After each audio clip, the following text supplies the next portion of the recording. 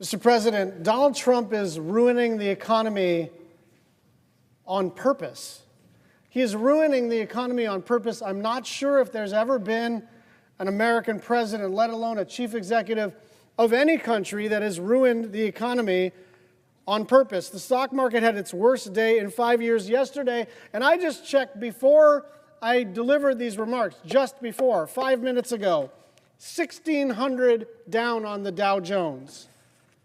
The S&P down 5%, NASDAQ 4%, the Russell 5%. What does that mean as a practical matter? It means if you spent all your life working and saving and investing, and you are on the edge of retirement, and let's say you've got $312,000 plus your Social Security income. You just lost 30 grand in 2 days because of Donald Trump. What's going on, patriots? Welcome back to Right View Nation channel, where we cut through the noise and tell it like it is. Today we're diving into this ridiculous hit piece from Forbes Breaking News featuring Democrat Senator Brian Schatz, who, surprise, surprise, is having another meltdown over President Donald J. Trump, this time claiming Trump is ruining the economy on purpose. Yeah, you heard that right, on purpose.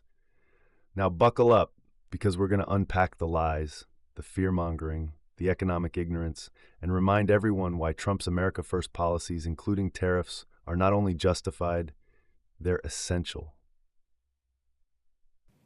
Because of Donald Trump, you lost 10%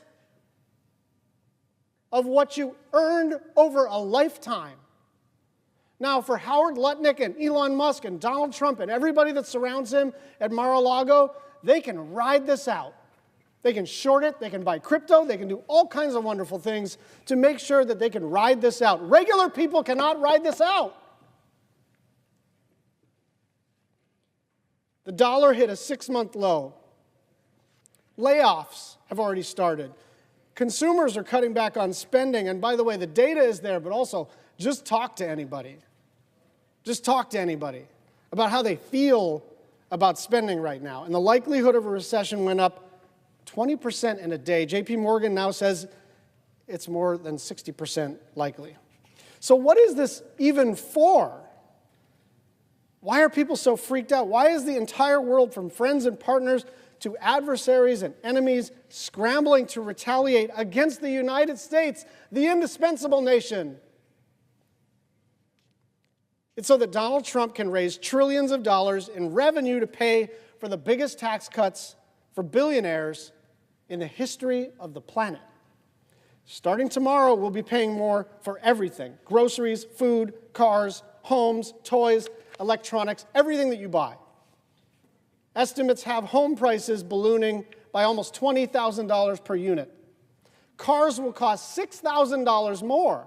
An iPhone, $250 more. Clothing prices will go up by roughly 20%. Also, what? We're gonna be a textile manufacturer? That's our goal as a country, is to make t-shirts and socks? Workers will be laid off, but I guess it'll all be worth it in the end, because this is a pay for. What does that mean? It means that in their big budget plan, they need to cut taxes for billionaires, but they don't have enough money to finance that. And so they're using tariff revenue to balance out the money that they're going to shovel to a bunch of billionaires. Trump is very famous for having few firm, fixed political beliefs. He's changed his mind about just about everything, but not on tariffs. He's a self-proclaimed tariff man. He's repeatedly said that the word tariff is the most beautiful word in the English language. And for years, he's lavished praise on the 20th century tariffs, which, by the way, helped to deepen the Great Depression. So he's very happy about all of this. Like, there should be no mistaking, this is what he intends to do. And this is one of the differences between Trump 1.0 and Trump 2.0. He's doing all the things. He's actually going through with it. This is not mean tweets and like normal behavior. This is all of the crazy stuff he's saying is now being effectuated as public policy, as economic policy, as fiscal policy. He's going through with it. You can no longer be dismissive of these resistance types, these Democrats, these shrills, these partisans, these people who can't keep their head on straight, these people who just want to punish Donald Trump for saying, man, that guy's kind of crazy, he's going to crash the economy. He's literally crashing the economy on purpose.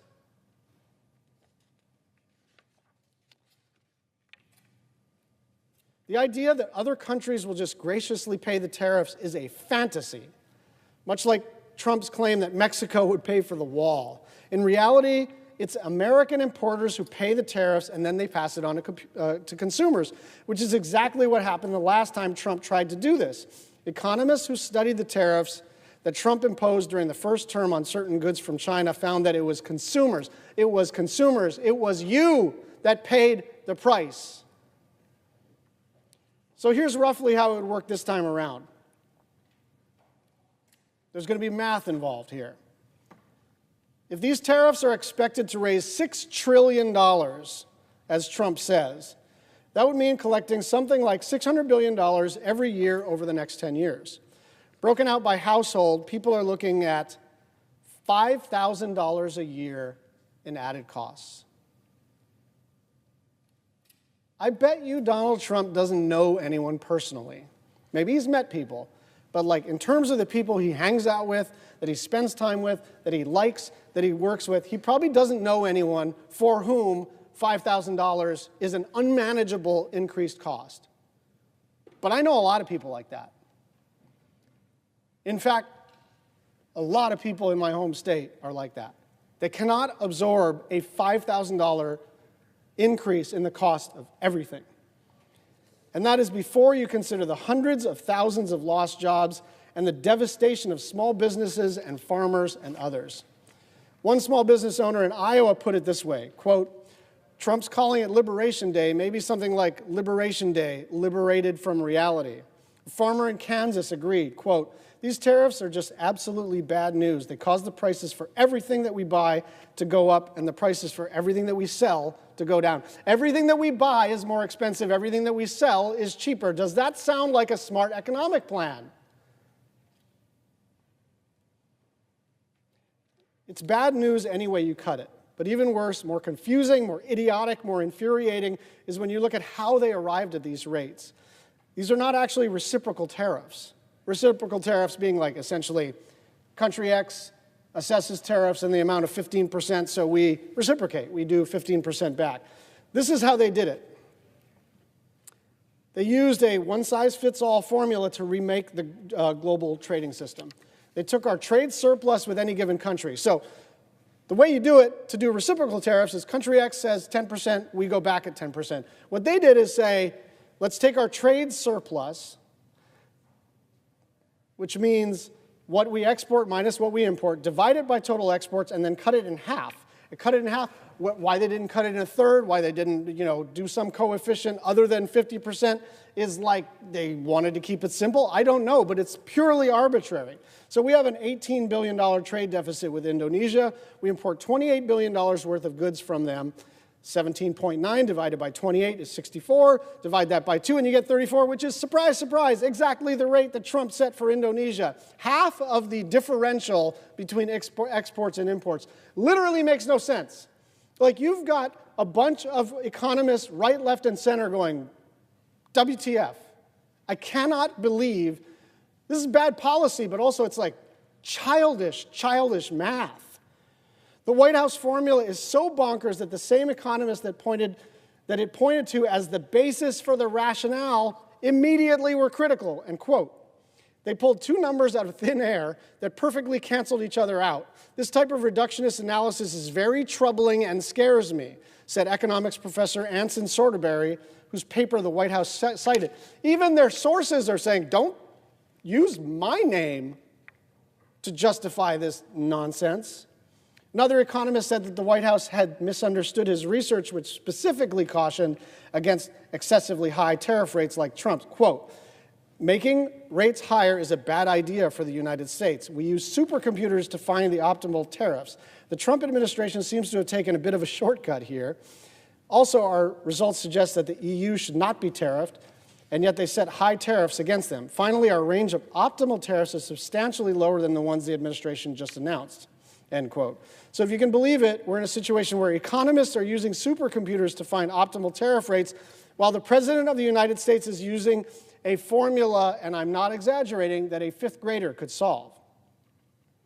Now, whether it's the signal chat or this formula, this administration's incompetence is on display every day.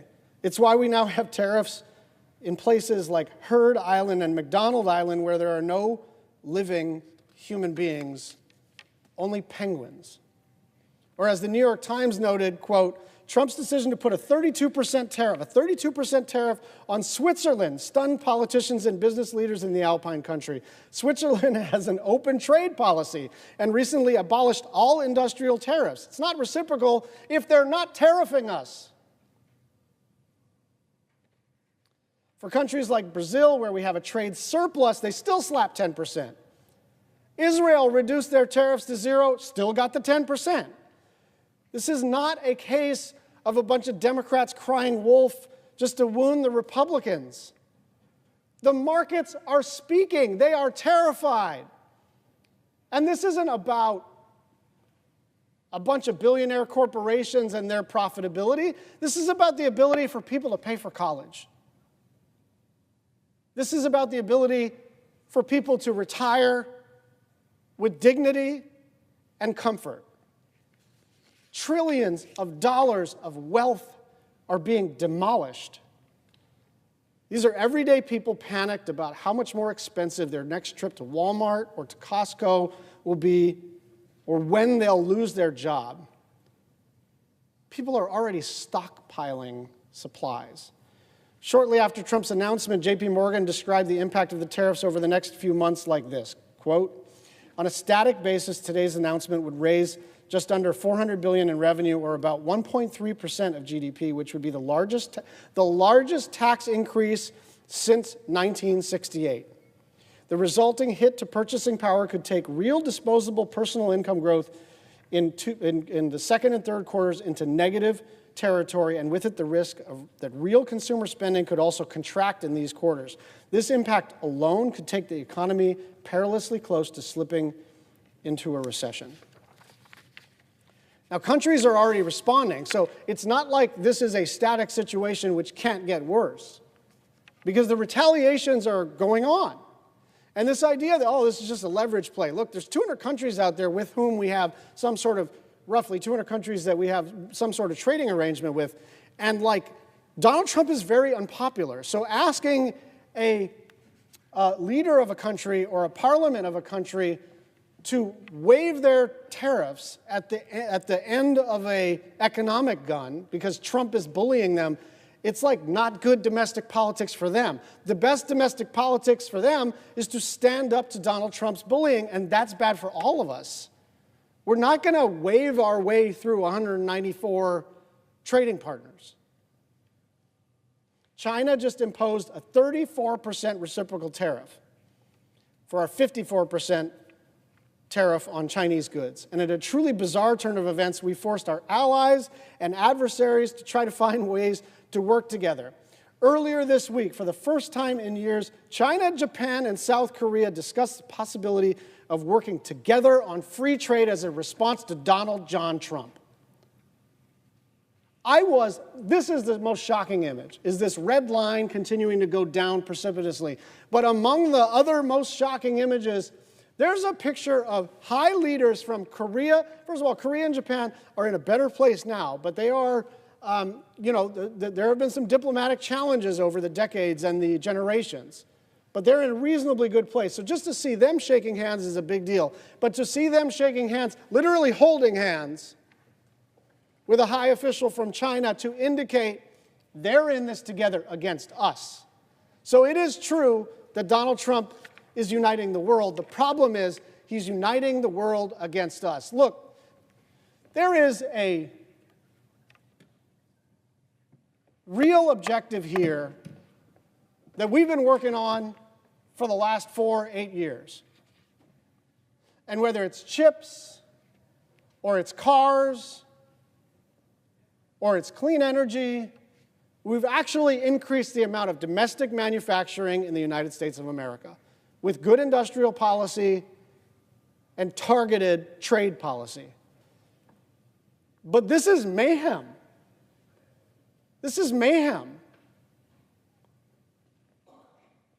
John Kennedy, the current senator for Louisiana, said it exactly right. He said tariffs are like whiskey. A little bit can be refreshing, can be useful. Too much, I'm paraphrasing, and very bad things happen. Very bad things are happening. In the time I took to deliver these remarks, probably some number of tens of billions of dollars of additional wealth from working people was just wiped out. And I want to make one final point, and this is the most important point. Republicans can and should stop this. With an exception of maybe 3 or 4 members, almost every Republican senator hates tariffs. The question is whether they will stand up to Donald Trump, who has taken this decidedly protectionist, anti-market, super harmful direction. But all we need, Republicans are in charge of the Senate, is for them to exert their constitutionally given authority over the assessing of tariffs. There is bipartisan momentum in that space, but we are not there, because what I'm reading and what I'm hearing is they're willing to give this a couple of months. And let me give you a bunch of free advice to my Republican friends. If you're going to stand up to him in 2 months, do it now. Your people are suffering. People are being laid off. People are about, by the way, most of what is happening in terms of Trump's plummeting popularity is what they are seeing on their screens, but in the next week or so, it's not what they're seeing in their screens. It's what they're seeing when they try to buy something. It's what they're seeing amongst their friends who are being laid off. This is about to get very real, and I advise you, against my own political interests, but in the country's interest, if you're going to stand up to him in June, my God, do it now. I yield the floor. First off, let's get one thing straight. Whenever the left says Trump is crashing the economy, what they really mean is Trump isn't playing by the globalist rules we like. This whole video is just another chapter in their ongoing temper tantrum, because President Trump doesn't take marching orders from Davos, Wall Street hedge funds, or foreign bureaucrats. He fights for us, the American worker, the American farmer, the American small business owner. Senator Schatz tries to paint a picture of economic doom because of Trump's tariffs. But what he conveniently leaves out is that we've been in an economic war for decades, and it wasn't Trump who started it. It was countries like China cheating on trade, stealing our intellectual property, flooding our markets with subsidized goods, and killing American industry while our so-called leaders did nothing. Trump stepped in and said, no more. Let's talk about tariffs. Schatz calls Trump's policies childish math and economic sabotage. Wrong. Tariffs are a tool, a powerful one. They're not about destroying the economy. They're about rebalancing the economy after decades of one-sided trade deals that sold out American workers for cheap foreign labor and corporate profit margins. Under NAFTA, under WTO, and all these bad trade deals, America hemorrhaged manufacturing jobs. Small towns became ghost towns. And now when Trump finally says we're going to stand up for ourselves, start producing again, protecting our industries, they act like the sky is falling? Patriots, this isn't economic sabotage, it's economic self-defense. Let's break down this idea. Schatz pushes about the average American paying $5,000 more per year because of tariffs. You know what else costs Americans way more than that? Losing jobs to China, having entire industries disappear, paying for endless welfare programs to support communities hollowed out by globalization. The left loves to pretend that free trade is a win-win. No, it's been a lose-win. We lose, China wins. And when you bring up the cost of goods going up, let's ask, what's the cost of being dependent on countries like China for medicine, steel, microchips, and even baby formula? Trump's tariffs are about bringing that production home. That's worth every penny. Now, Schatz goes on and on about how these tariffs are just a scheme to pay for tax cuts for billionaires. Classic class warfare. They act like any tax cut is evil unless it goes to someone on welfare. But here's the truth. Trump's tax cuts helped everyone. The middle class saw bigger paychecks, small businesses expanded, the economy boomed pre-COVID, unemployment hit record lows, wages were rising for the first time in years, minority unemployment hit historic lows. That's the Trump economy they're trying to rewrite. And if we want to keep those gains, we have to protect the industries that create real, good-paying jobs. That means using tariffs when necessary, not to punish, but to create a level playing field. Now let's talk about the so-called global backlash. Schatz is crying that our allies are retaliating. You know what? Good. Let them. Trump didn't get elected to be liked by European bureaucrats or Chinese communists. He was elected to represent America. And let me say this loud and clear. When other countries unite against Trump, it proves he's doing the right thing. He's disrupting their cozy little arrangements where America gets shafted and they get rich. When China, Japan, and South Korea suddenly want to unite against us, that's not a sign of failure. That's proof Trump has them rattled. Schatz ends by whining that most Republican senators don't like tariffs but won't stand up to Trump. Guess what, Schatz? They don't stand up to him because they know he's right. They've seen what happens when you stand up to Trump with weak globalist talking points. You get voted out. But here's my message to the GOP. Grow a spine. If you claim to be pro-America, pro-worker, pro-family, then you better be pro-fair trade too. Trump isn't perfect, but he's the only one who's actually doing something to protect American jobs. So let's summarize this little tirade from Senator Schatz. Trump is bad, tariffs are bad, billionaires are bad, and America should keep bending over for the global elite. No thanks. I stand with President Trump. I stand with American workers. I stand with bringing back Made in the USA. If that costs a little more at the store today, I say, that's an investment in our future. This is about sovereignty, it's about strength, and it's about putting America first for once. Thanks for watching, Patriots. If you agree with me, smash that like button, drop a comment down below, and share this video so more people hear the truth about these phony attacks on Trump. And if you're new here, hit subscribe. We're just getting started. God bless you, God bless President Trump, and God bless the United States of America.